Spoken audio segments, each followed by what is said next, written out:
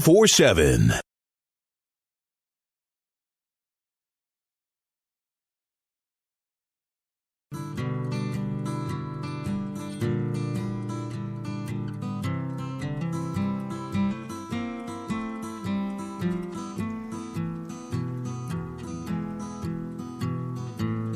I caught you knocking at my cellar door. I love you, baby, can I have some more? Hey out there, it's yet another episode of Open Source Recovery Radio, Monday night at 8:30, and we're all here. Well, we're not all here. Jackie, who said she was going to be here, is not here, and Alicia, who said she couldn't be here, is here. It was a surprise just for you. Oh, thank you, Alicia. And but I'm sure Jackie will come in. When Jackie comes in, we'll make fun of her, don't worry, because I wonder if she's listening. So, and we also have a guest, as per usual. I just an interesting thing that I'm not sure if anyone heard about this, with all the talk about the the Hurricane Harvey and Irma and all that. There was an article recently about how that affected people in recovery who were on methadone or Suboxone, that kind of thing. If you can imagine what that must have been like for some people, just suddenly cut off from medication. That's a really serious deal. So I don't know what people do in that kind of situation, and it's pretty scary. That's one of the reasons. Being honest, that's the first time I thought of this. But I have a number of reasons that I preach to my clients why you need to not stay on Suboxone the rest of your life if you are taking Suboxone. As many of you know, I am the part owner of an addiction treatment program in Madison, an outpatient program, and sometimes outpatient treatment is not enough. And that's why I asked our friend Jake Mann to come on tonight and talk about his role with the Recovery Centers of America. And I have, throughout the years doing treatment for opiate addiction, I get in situations with clients sometimes where they will need residential care. Alicia, were you in residential care, 17 times, did you say? 17. No, but I definitely have gone away quite a few times. And so I want to talk tonight about the role of residential care in treatment and certainly in opiate addiction treatment. And as I've said before on the air, I think that there is a strong role for that at times. And just like other components of the system of care, we need to have a continuum set up. So standalone residential treatment by itself is usually not in the long run helpful, and research shows that. Standalone detox certainly is even less helpful. So we need to always make sure that the system is not working in silos, and we're handing people off in a therapeutic manner. And so I asked Jake to come on because I had searched in the past for a residential programs that I could have on tap to. That's not a good reference, is it? to have at hand for my clients when they need that kind of thing. And there's actually somewhat of a history here. I went to a conference 2 years ago called the Opiate Epidemic in New England. That was basically the title of it. And there was a gentleman there who was one of the keynote speakers, and he spoke about residential treatment. And he said some really controversial things, but I sort of agreed with him. At that time, it was very hard to find anyone who was doing residential treatment that would let someone stay on Suboxone when they were coming in ready prescribed Suboxone. And he had a private practice and had sent a couple of people to residential treatment or helped get them into that situation, and they were taken off their Suboxone and came home and relapsed. And what happens in that situation is it's extremely dangerous, because when your tolerance goes down and you are unaware just how significant that is, and you use opiates, that's when you get into a situation where people overdose. Especially what's out there today. Yeah, well, yeah, and more so today, yes. And, so this particular speaker talked about that, and he thanked that residential program for killing his clients. So, yeah, everyone in the studio nodding their head like, whoa. And that was what the audience did, like, wow, I can't believe he just said that. But the thing is, he was kind of right. Like, they played a role in that because they didn't have the knowledge on how the best practices for treating opiate addiction is using medication-assisted treatment, and the person was already on that medication. They took them off. So that is happens more often than people are aware. But I talked to Jake because of two reasons. One, I was looking for a program that would be flexible and individualized and respect the physical components of my client's illness. And the other thing was there is a significant lack of residential care in Connecticut, and the recovery centers of America are located, at least some of them are located pretty locally, where families can go and drive and visit. Right, Jake? Yeah, that's correct. We do have 2 locations in Massachusetts that are quite accessible from Connecticut, where we do offer highly individualized care. So as Dr. Bona was mentioning, oftentimes medically assisted treatment is appropriate when treating opiates. So, when residential care is needed, that can be at the beginning of the treatment cycle, or it can be, in the middle of somebody's experience in recovery. And so if that's the case and they are currently utilizing medically assisted protocol, we are able to continue that protocol with these individuals. And that's something that I really enjoy about Recovery Centers of America.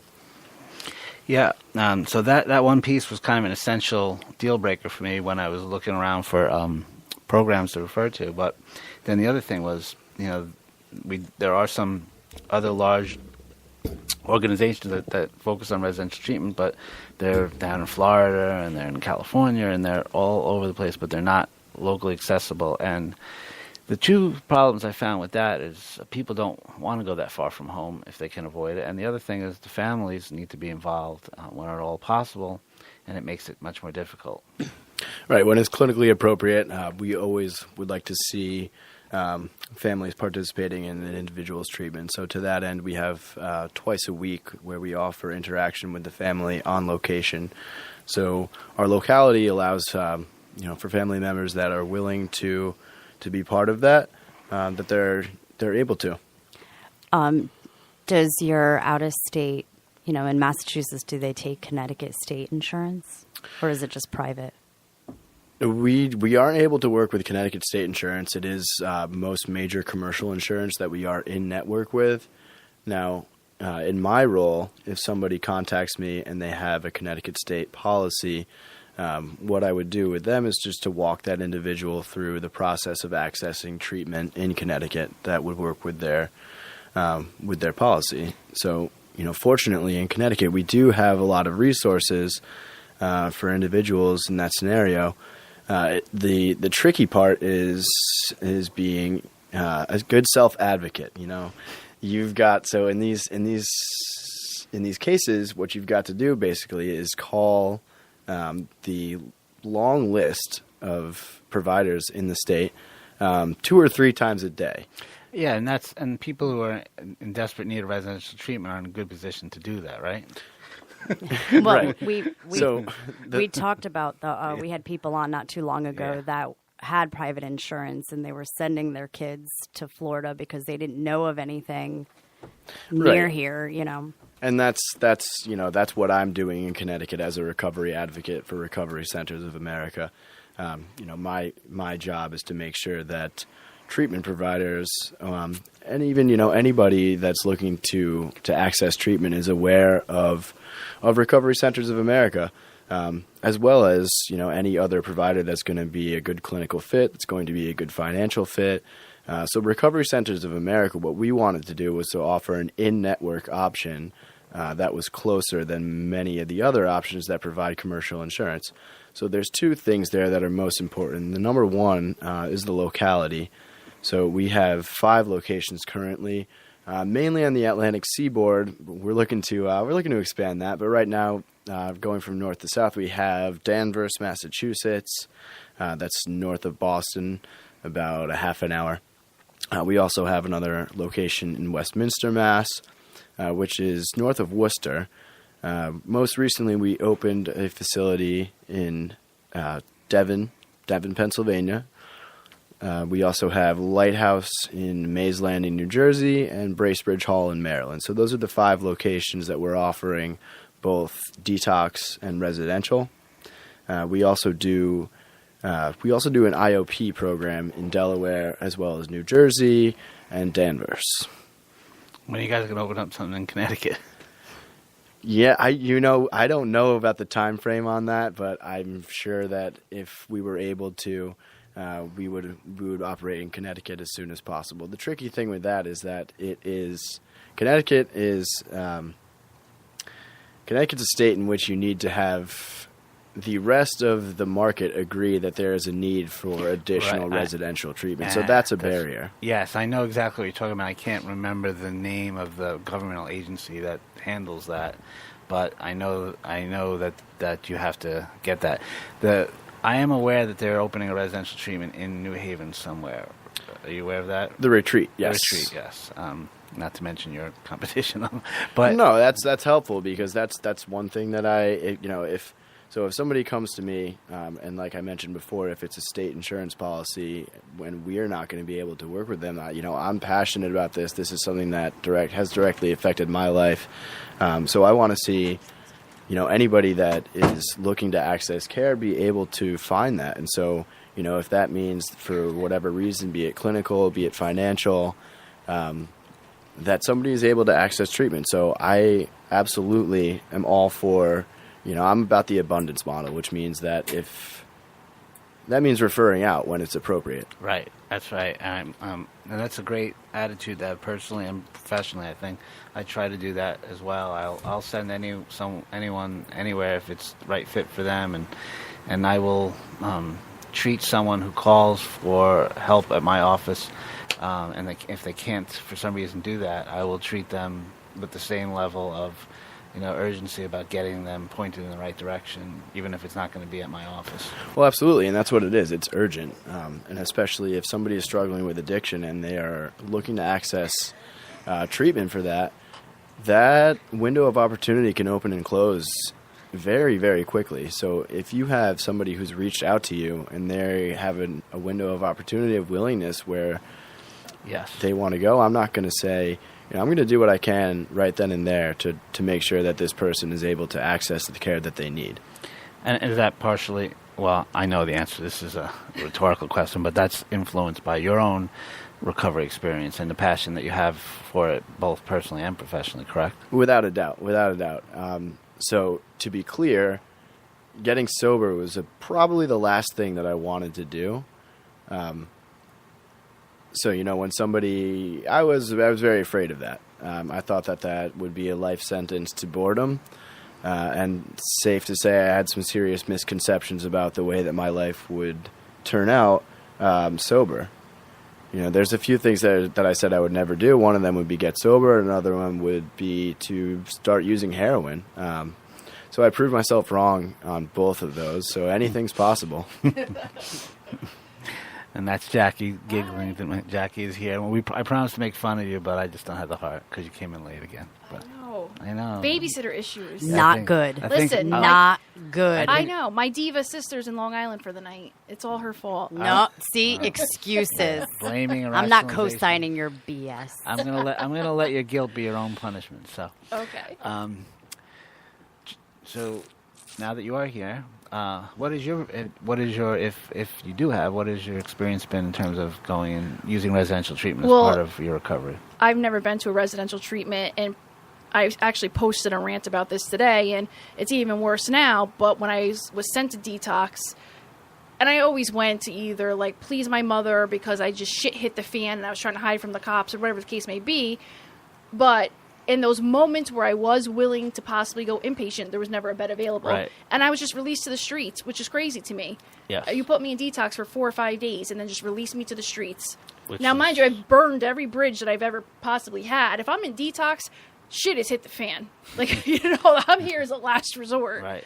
And they just send people to the streets. And I see it happen all the time. It just happened with my godbrother. He was in the psych ward. And the psych ward, because they couldn't find a bed for him, just let him go. Yeah. I mean, this is insane. This kid's going to go out here and kill himself. Yeah, the lack of beds is a big issue. So The lack of quality treatment is as Well, well, and it makes yeah. me nuts that the state of Connecticut continues to fund these joke of programs that actually do nothing to help people. 28 days of inpatient, where you color and fucking learn how to sing songs and sing Kumbaya. I mean, really, what therapeutic value are they giving other than they can show the state of Connecticut that they're offering a group? and Jake, I just feel so like you might be mad right now. she's Jack. a little angry. And angry. singing is actually very therapeutic. Yeah, so a little raw. So she's talking about some specific residential programs that she's not too fond of, not residential programs overall. No, I think residential programs are great. It takes you out of your environment, which I think sometimes is necessary. I know I had to go to jail for 3 years to get my shit together. And I think when you're taken out of your environment and you're away from all the stressors and triggers, it provides that kind of safety net so you can focus on yourself and your recovery. But I think it needs to continue after that. There Right, needs to be like Without a doubt, everyone in treatment knows that the best outcomes are associated with the longest length of stay. Yeah. So residential treatment, in my opinion, is a piece of that puzzle.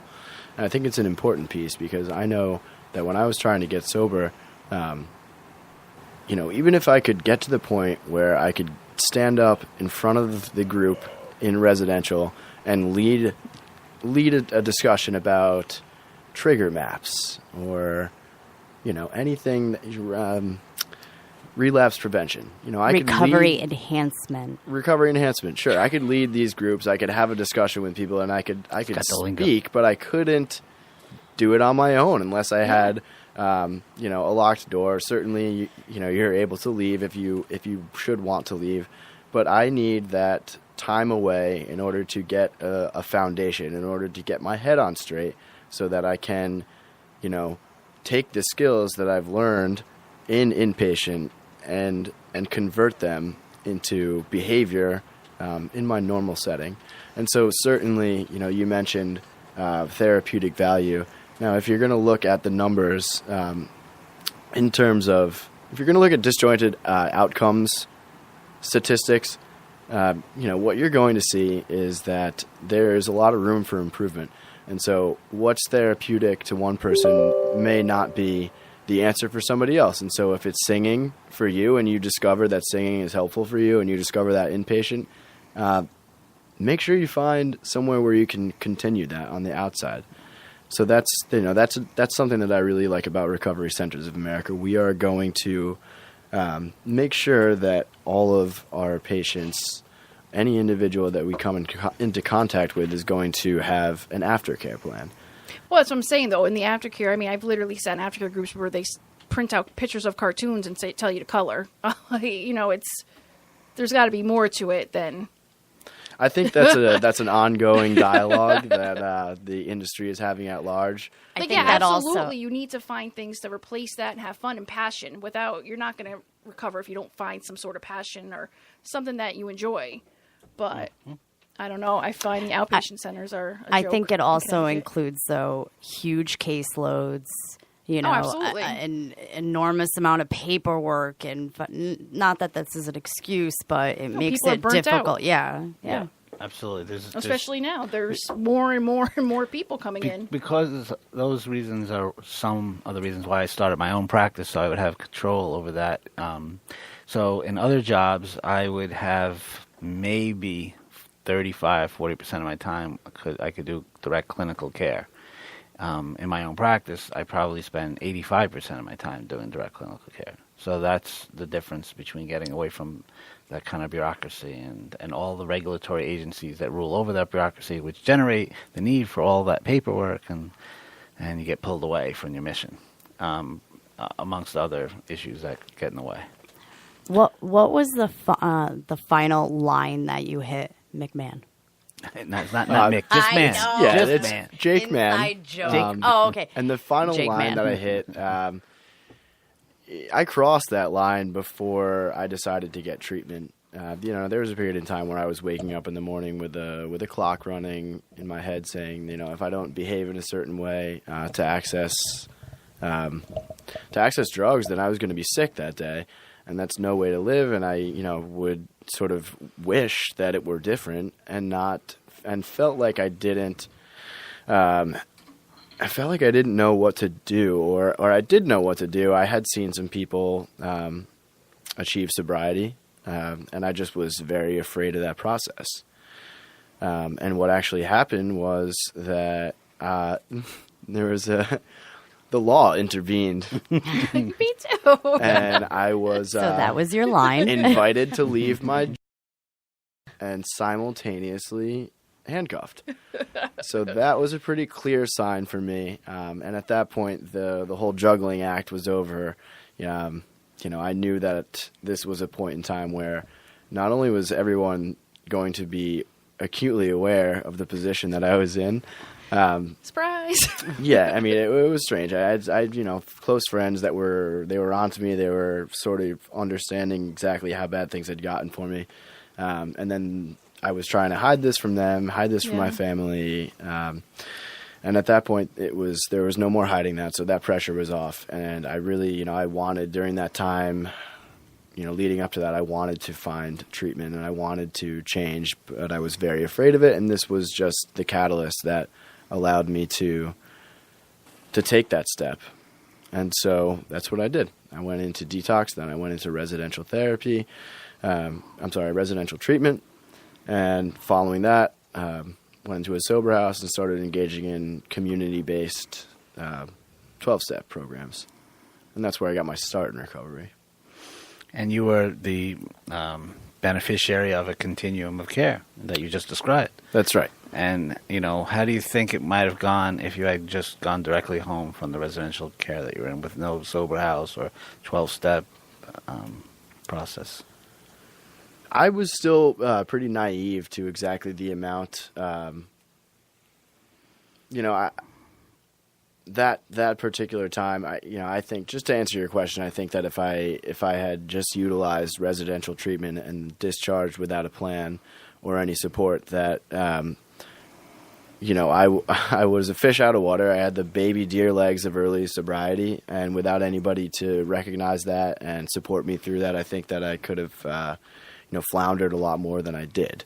So fortunately for me, when I relapsed, and when I did, this was something that was noticed by my supports very quickly. Right. And I was able and encouraged to seek the level of care that I needed. Did your family also engage in their own therapy and recovery process while you were away? Yes. So that's awesome. another component of the family aspect of Recovery Centers of America that I find very important. It is a family. It's critical. Yes. Yeah, having them come twice a week, that's great. Some places will have a 4 or 5 day family thing during the month, but having them have the access twice a week is fantastic. Yeah, we offer that. We'd like to see more engagement in that. Yeah. But that is something that we offer, and certainly we see that as the family heals together, the individuals generally sees a better outcome. Right. And this is something that's traumatic for everybody that's involved, and so we always encourage the family to seek their own therapy, and that is a sensitive subject, and that is a difficult conversation to have, because you have folks that are that feel wounded and feel wronged, and certainly Rightfully so. Yeah, without a doubt. And so to have a conversation where you encourage somebody to get their own help for experiences that they've had in dealing with a loved one can be a bit abrasive, but is certainly necessary. How old were you when you got? I'm assuming that you're sober. How It's a safe old? assumption. Yeah. I was about 25 years old. Yeah, so I had known that my relationship with substances was different than others, basically from the get-go. And the interesting thing that I think in my own experience is that, I never wanted to get into drugs or alcohol. And it didn't really matter what I wanted, because when I would try something new for the first time, I would say to myself that there will absolutely be a second time, and the sooner the better.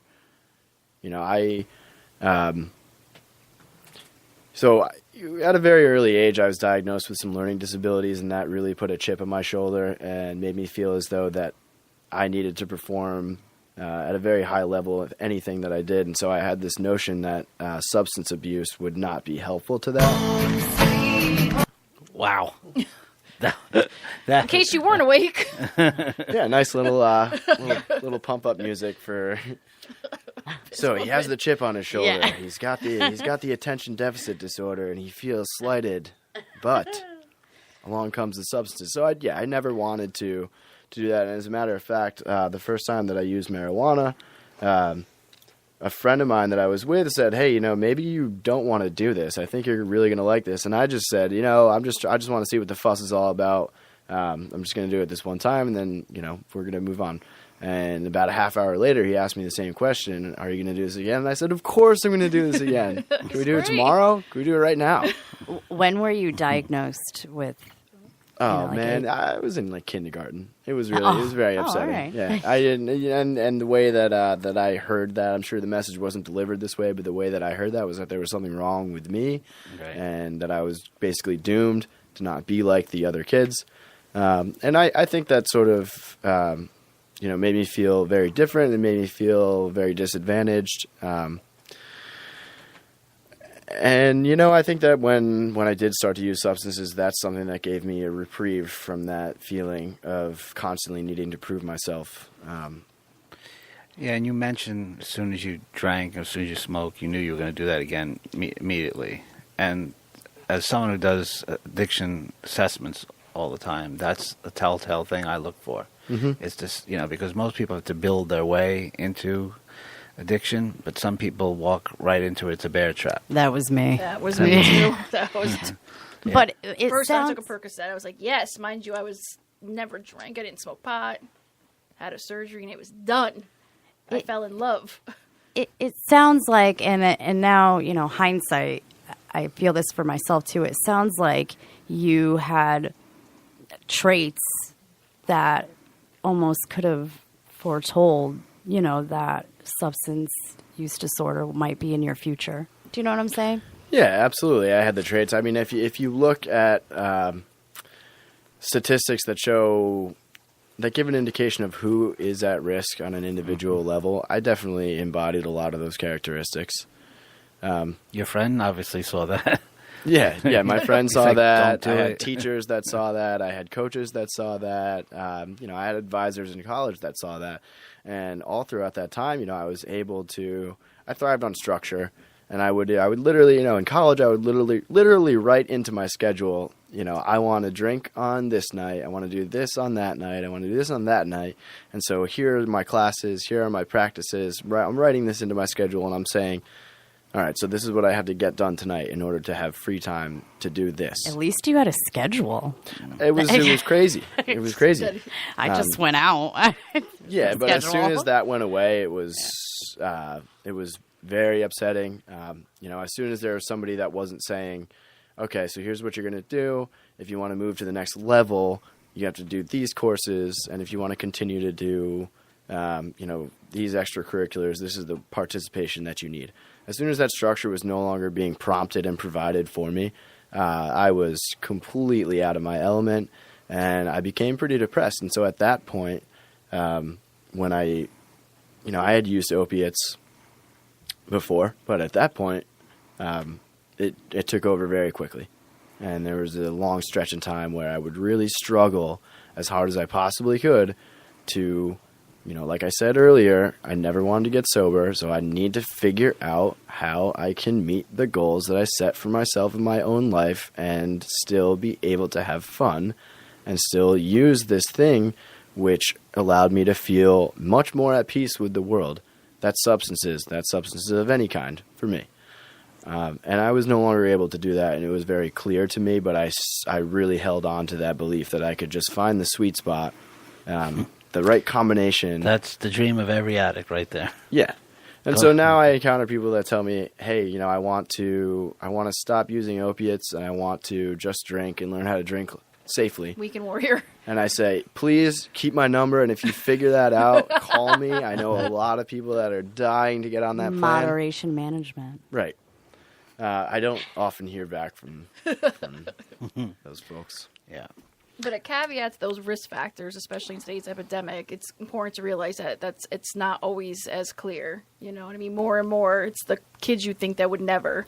Well, the thing that I always talk about with opiate addiction, which I talked about on the air, is that, you know, the people who are at risk are the people who try it. Yeah, absolutely. And you don't need to have a whole set of pre-existing, you know, personality structures or mental health issues that make. Nope. But boy, if you do, look out, because if you're anxious, definitely risk right? factors. If you're anxious or depressed or both, and then you use a substance like opiates, you're walking into a bear trap, right? Yeah. Because you feel the way you feel none of that. You anymore. feel none of that plus you feel, as Jake described, at peace with the world. And with yourself. That's a really powerful reinforcer. You know, taking something negative away, which is negative reinforcement, adding something positive, the euphoria, it's positive reinforcement. You're doing both at the same time. Yeah, you're not getting, that's going to be tough to walk away from. So, yeah. And as Jake described, too, with opiates, they can stick around where it's no big deal in the beginning. And you're using them for a while without a problem, but then not for you, Jackie, but for other people. No, it was like that for me. Was it? Well, you know, because I was the person that never did. So my family, this all happened right after my dad died. So when I started losing weight, like, people were concerned, but they all thought it was just depression.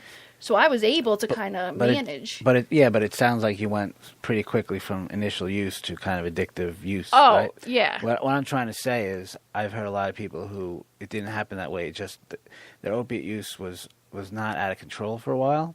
But then eventually, the situation changed, like as in Jake's situation, and then at some point it just crept up on him, and then it gets him. Oh, yeah. Even people that don't start off with a love affair quite like the way you described, if they keep using, like you said, they would take it on the weekend, you know, Right. so they could drink more, or, you know, so they could stay up later. And like you said, it caught up. You know, you do it so many weekends before you know it. Oh, I'm going to do it on Monday. Exactly. And then I'm going to do it on Tuesday. And yeah.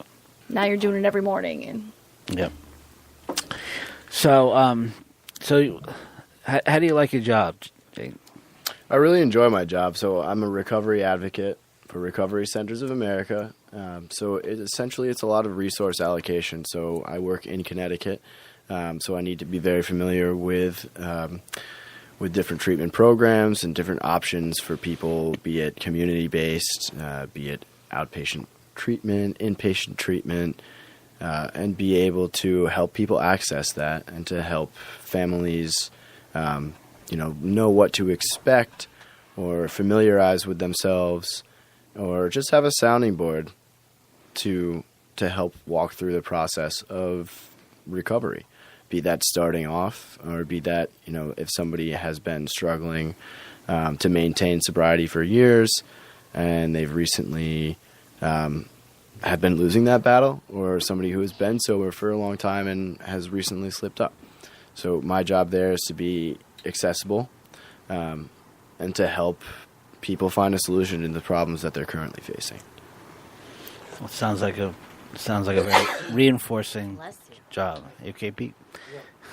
Even more of a reason you should contact CCAR, because their recovery coaches are well known to have a familiarity with the resources in their area, where their centers are, and around the state. Yeah, absolutely. I mean, so I think that all hands on deck here. Clearly, we're in the middle of something it's gaining a lot of attention, and that's a very positive thing. So, I think that there are a lot of treatment options for people. It's that people aren't necessarily as aware of them.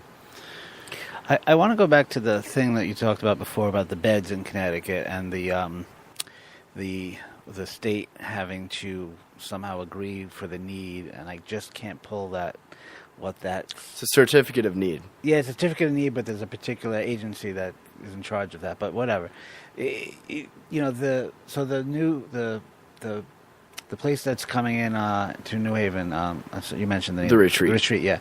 So that's going to take people who have state insurance, or at least partially, or do you not know? I am not currently in any position to be discussing specifics of what that program's going to offer. I thought maybe it was public knowledge. Yeah.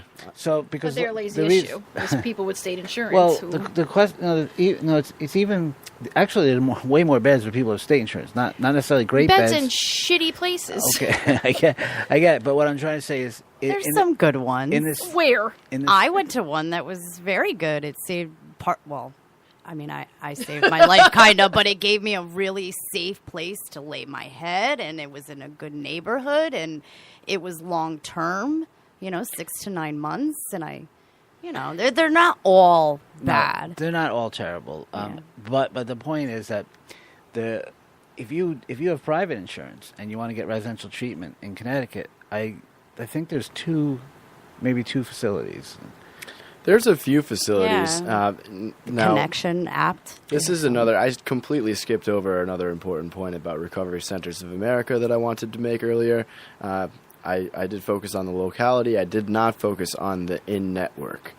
So the in-network aspect means that we are in-network with most major commercial insurance, which is going to offer, a much easier financial picture for those seeking treatment. Sure. So a lot of the treatment centers that work with commercial insurance are often out of network, which means that you can face pretty high out-of-pocket cost. Right.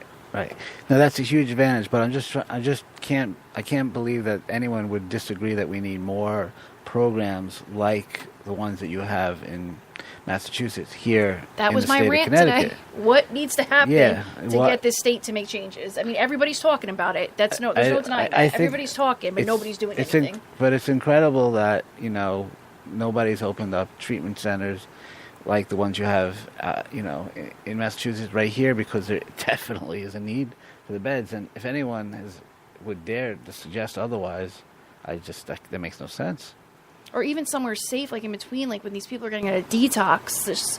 Well, that's Or waiting to get in. Well, I think Massachusetts has something. like the holding beds until they could get a bed in a residential treatment. They have these like holding facilities for people. I do know that.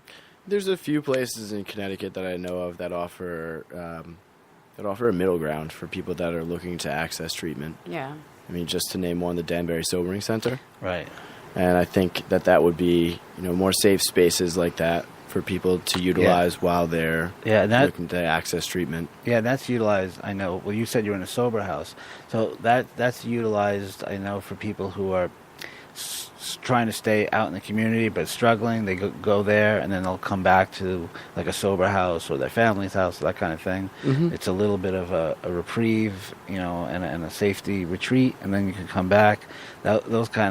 That kind of program would definitely be useful here. Yeah, absolutely. And, as far as the state-funded treatment, residential programs, detox programs that are offered in Connecticut, I think the truth as I see it is that, anybody that goes there for treatment has an opportunity to succeed.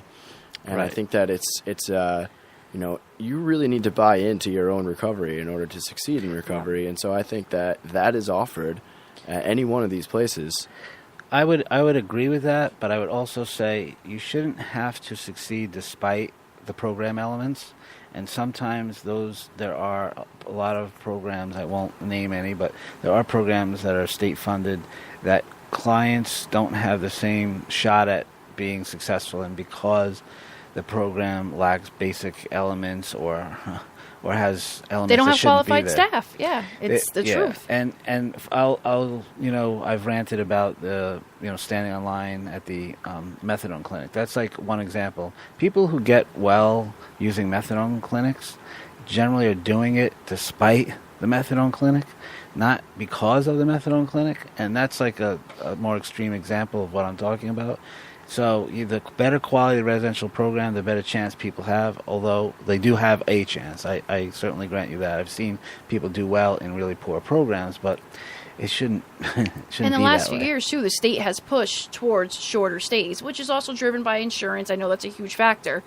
But 28 days, I'm sorry, is not enough for someone to leave treatment and, okay, everything's fine. Well, I think that's why more sober houses are opening up and popping up and recovery centers and things like that. So there is something Right. out there for people when they do get out. There is research that shows the ideal length of treatment in residential is 90 days. The benefits, At least, I think. well, that's what research shows. After 90 days, the benefits are not really don't really continue in terms of staying longer means better outcomes. And before 90 days, as you retreat backwards, the outcomes get worse. But insurance companies aren't paying, I know. 90 day stays, and not many people can afford to send their family member there to a program for an extra 60 days out of pocket. Expensive, yeah. So that is the lay of the land these days. Unfortunately, it's not best practices driven. It's some random thought about 28 days of treatment. I think that was like a movie or something. Maybe that's how they It figured was that a out. movie 28 days. Yeah, I think I've watched that in every Yeah. program I've been in. Right. I don't know who came up Michael with that Keaton or concept. something. Yeah. Yeah. But and then again, Jake, there's no offense to your program. This is how it is. All across the country, the program stays are shorter and shorter, and that's driven by insurance. Oh, yeah, it's even worse. Like, I've just read an article the other day about in Kentucky, just how awful, and just the size of the state itself, and how difficult it is to access treatment in certain, like some of those rural Well, if areas. anything, we're really lucky because we have. Yeah, that's There is a lot That's of- the ironic thing is that as much as you're complaining and as much as your complaints have merit, Jackie, that other states Yeah, it's are 10 times lacking. worse. Yeah. Does the Recovery Centers of America, do they promote the multiple pathways of recovery? Yeah, we offer individualized care. And so, if multiple pathways of recovery means many different things to many different people. Yeah. So, a lot of time what you see is you utilize detox inpatient and you begin a path in 12-step recovery groups. That was given as common knowledge to many folks for a very long time. And there's a lot of success in that path. I think that many pathways to recovery means that you need to find out what your motivation is, and you need to find out where you're getting fed and get back to that table. So earlier you had mentioned singing. So if singing is something that you find therapeutic, that gives value to your life, that gives you an outlet, whether it be artistic, emotionally, whatever it is, then pursue that. Right. If you want to say that it's easier or I'm more likely to stay sober because I'm engaged in a singing group of some sort, then absolutely, that's a pathway to recovery for you, and pay attention to that and follow up with it. Yeah, we're actually, ironically, we're having a guest come on next week from a program in New Haven called Musical Intervention. So Yes, nice lead in. That's great. Musical intervention. I really like that program. You're familiar with it? Yeah. Yes. Yeah. So there are,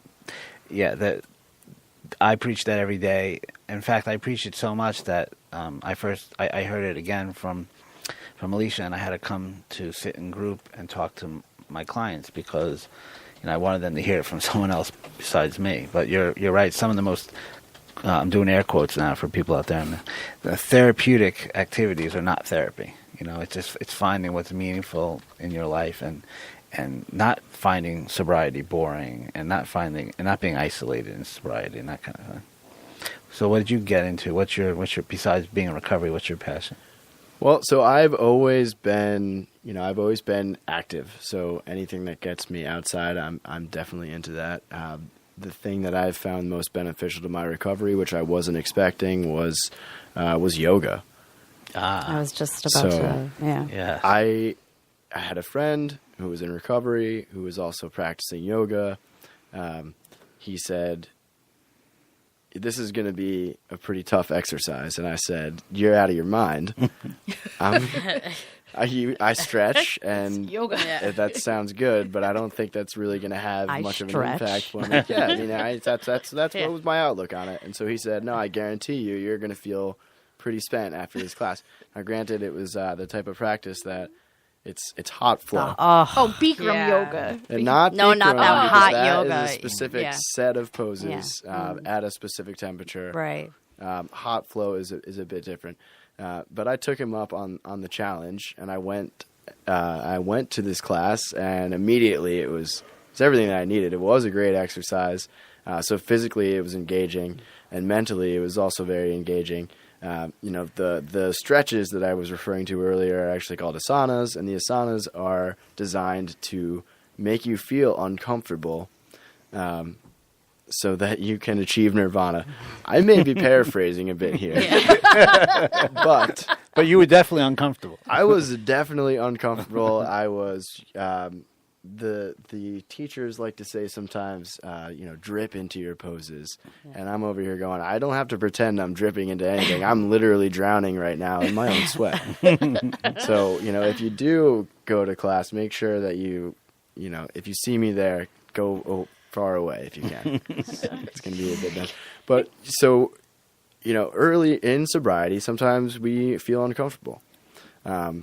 And so this practice of putting yourself into physical poses that are designed to make you uncomfortable and then breathing through them has been something that I can convert into times when I feel a little uncomfortable in sobriety. So I can say I'm gonna do what I can. I'm gonna breathe through this. I'm gonna experience it. I'm not going to give into the feedback that I'm getting from my brain that's saying, hey, this is uncomfortable, but you know what isn't uncomfortable? You know what might make you feel better right now? Right. Get high. Yeah. And yeah, sure, short term that would pay off because you would feel some sort of euphoria or some sort of relief from using drugs. But long term, that's not a viable strategy for me. Right. You're building physical frustration tolerance in the yoga studio and mental frustration tolerance outside. Yeah, and I'm learning more tools that I can use to turn into behavior in my real world. Yeah, yoga has been researched and shown to be really effective with people who have trauma. Mm-hmm. Yeah, and it's another resource you could promote to people who might want to pursue a more holistic pathway of recovery. You can ask any single one of the people that I used to work with when I was with Aware Recovery Care. Every single one of my clients, I always suggested that they go to yoga, and it turned into a very similar conversation to the one my friend and I had, where they said, you're out of your mind. Some of them liked it, some of them never wanted to go again. But it's the kind of thing I think you got to stick with it for a while till you really get. Yeah, you do, and that's the same thing with recovery. Right. So I think there's a lot of knowledge there, but that's individualized care. If yoga isn't for you, maybe something else is, and so try to be open to new experiences, and pay attention to that feedback. Is this working for you, or is it not? And if it is, then pursue it. But I always recommend that people stay open-minded to things of that nature, and try to just have new experiences. Keep life interesting. Yeah. What about like smart recovery, refugee recovery, Wellbriety? I know that's big in Massachusetts. Do you guys promote those things? Yeah, we actually at our Danvers locations we have a few meetings of refugee recovery, smart recovery. So that's something that we offer as well. Because you don't hear that in a lot of. You don't. At least I haven't seen that happen in a lot of facilities where they have 12-step meetings. That's what they have come in, and that's it, and there's nothing else. So unless you participate in that or that's your thing, Yeah. it's the problem. Yeah, I mean, change is occurring right now.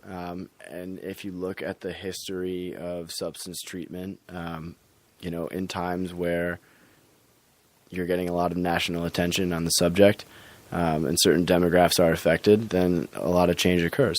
And so right now I think we're experiencing one of those times where there's clearly a problem and people are coming together to try to do something about it. I think that's going to be a long process, but I think it's happening now, and I'm very grateful for that. Well, that's well said. I've had several guests on the last few weeks that are just people, as you described, coming together on their own, trying to do something about the opiate epidemic. People have been affected by it, and they wanted to literally have an impact, and they have. It's great to hear that you offer those alternatives right inside the residential program, so people can get exposed to that before they leave. Yeah, we also we have a Phoenix multi-sport on the lower level of our location there. That's cool. which is an organization that's pretty neat. They are about exercise and recovery. Yeah. So, I'm not familiar with that. I'll have to Yeah. get a little educated about that. It's another one of the multiple pathways. Come on, Mark, get with the program. I like multiple pathways. So you have that right there on premise too. Yes. I've seen photos. The program grounds are pretty schwanky. They look pretty nice. Schwanky indeed. Yes. It's a very high level of care. It's a very comfortable setting. It's something that you're going to feel very comfortable at. And I think that's really important. Having dignity and respect in the environment and that kind of thing. I think it takes a lot of the stigma away. If you go into a program and it looks horrible and it smells bad and it's like and it's just a lot of programs Plastic are chairs everywhere. Yeah, it just doesn't lend itself to having a dignified experience. That's because of bed bugs. And bed bugs are not good either. Yeah. Yeah, absolutely. I mean, our chairs are nice. I will say that we do have nice chairs, but we have staff that really cares about the individuals that they work with, and that's the most important thing. That is. Absolutely. Yeah. I'd rather have the staff than the premise. Absolutely. But when you can have both, that's nice. Yeah. Yes, it's nice, and it's definitely we like to make sure that it's recovery is as attractive as possible for those in need. Yeah, I think if someone's on the fence, they're looking at going to residential treatment, they're looking on the website, and they're looking at the pictures, and like, oh, this doesn't look so bad, That can help. Yeah, I mean, recoverycentersofamerica.com will have plenty of it's okay, the whole thing's photographs. Don't worry about it. I do, like I said, I really like that you guys have, like you said, you have refugee recovery come in, you have the Phoenix Multisport. I really haven't heard of that, at least in any facilities in Connecticut that I know of, especially state-run ones. No, that's not even that close. they're bringing in outside. No, that's not even the musical intervention, though they have gone into some state-run facilities. But then again, like you said, it comes down to resources, and they're just not. And you know what? It's not just resources. It's amazing how many people you talk to that work in this field that don't even know about a lot of these. They don't know what Phoenix Multisport is or refugee recovery or even smart recovery. They don't know anything about that, Yeah, absolutely. And a lot of this is very new, and I think that people's awareness is going to grow continually, as these things, as you continue to get success stories coming out of different programs like that. People are going to share what they've gone through and what's been helpful to them, and I think that's when you're going to start to see a little bit more exposure. Mm-hmm. But before then, I wouldn't ever stop advocating for that. Yeah, certainly. And how quickly can people who contact recovery centers get in? Because that's, as you said, the urgency, the timing. How does that work? Yeah, we try to make the process as quick as possible. So it is commercial insurance, so we would need some sort of, we would need to verify the benefits. Right. Now that process can take, it can happen very quickly. Between depends on the insurance. Hour and an hour. Mm-hmm. Yeah, it depends on the insurance. It depends on the time of day. Yeah. But very quickly. So, just to give an example, somebody can contact me directly. I can get the necessary clinical and insurance information. I can get that to my admissions team. We can find out if it's going to be a good financial fit. And if it's a good clinical fit, at that point, we would connect the individual or the family, with our admissions department, which is available, all night. We always have somebody that's available. Mm-hmm. So it is round the clock. Getting medical authorization is not going to be available at midnight, but we can set something up for the next morning as soon as possible. But yeah, we make sure that it's a good clinical fit, good financial fit. A person goes through an assessment with our admissions department. The financial aspects are handled up front. That way you're not in treatment for 2 weeks and then somebody says, hey, right. By the way, here's this bill for several $1,000s that you weren't expecting. And, can you just remain present throughout the duration of your treatment and not focus on this giant bill that you while just you got? continue to rack up money. Yeah. Let's just focus on where we are today. So that's all handled up front. Following that, if somebody's looking to admit with us, then we would schedule transportation. So we do have transportation that we provide at no additional cost that goes directly from the home to our centers, or if somebody is in a different medical setting, we can provide transportation from wherever they are to wherever they need to be. Do you guys do payment plans? Yes, we do. Yep. So if there's a high deductible, we would put a payment plan together, prior to admitting. Right. Yeah, and if that process doesn't go favorably, then what I would do and what we would do is to make sure that this person is helped to find something that is going to work for them. I was going to say, you guys don't offer scholarships. I was just going almost. to ask that. Do you? Yeah, we do, actually. So most recently, I had a call from somebody who was in a position where they were in recovery for quite a while. They were diagnosed with cancer. Because of the high cost of the cancer treatment, they had to switch to a different policy. This policy was a state policy, and it was more medically driven than behavioral health driven. So suddenly, the many options that we do have in Connecticut for state policies were almost gone. And so here's this person who's saying, I know myself, I'm beginning to struggle.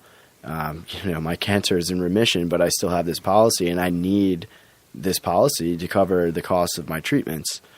So I can't switch, and now I can't access a lot of the state-funded programs, so what am I going to do? Mm-hmm. And so in that case,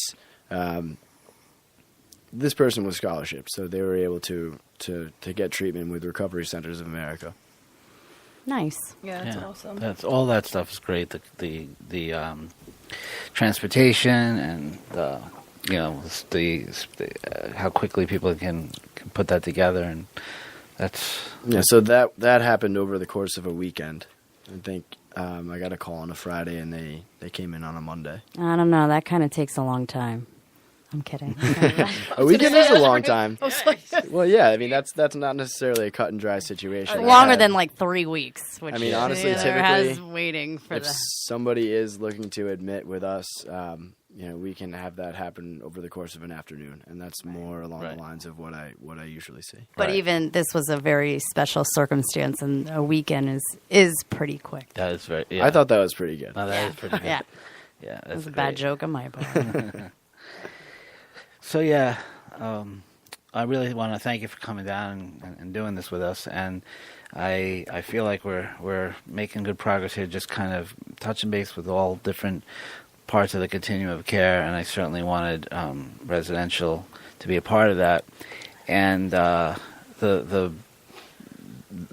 hope is that someday your organization will be able to open up a place in Connecticut, because the need definitely is there, despite whatever governmental BS there is about that. We definitely need some more residential maybe in more beds. of the rural screwed up that word, areas. You know what I mean? New Haven. New Haven is jam packed with places if you think about it.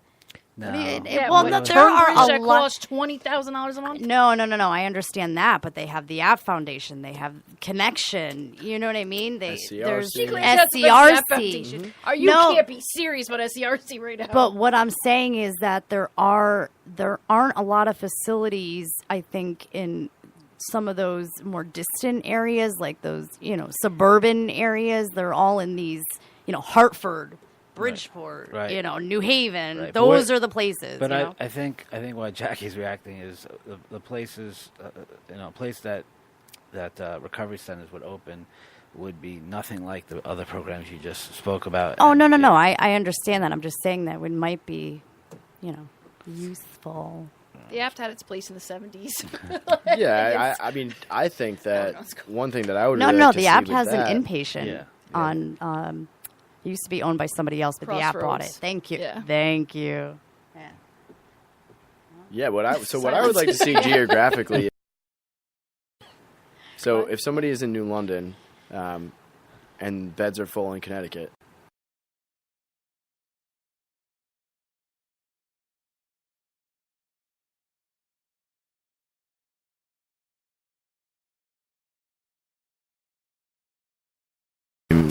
I thought like Teen Challenge or something took Connecticut state insurance in Rhode Island.